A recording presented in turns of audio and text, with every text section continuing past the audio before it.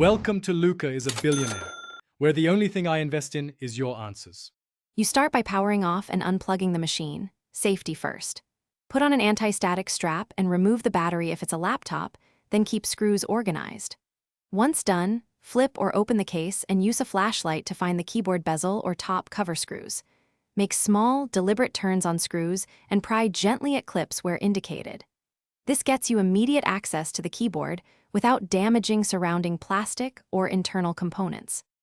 Now, remove the screws holding the keyboard in place and keep them sorted by location. Lift the keyboard slowly from the top edge until you see the flat ribbon cable. Don't yank it. You'll usually find a ZIF or LIF connector. Flip up the tiny latch or slide the lock to release the cable. Once unlocked, slide the ribbon out straight. Make sure to observe the cable orientation and any alignment tabs so reinstallation will be correct and straightforward. To finish, reinsert the ribbon cable with the same orientation and lock the connector. A slight click means it's secure. Reposition the keyboard, reinstall screws, and reconnect battery or power. Power on and test each key in a text editor or use BIOS keyboard test mode to confirm.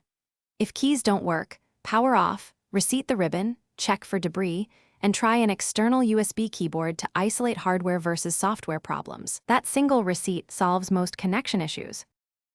Thanks for watching and please subscribe. It's the best investment you'll ever make.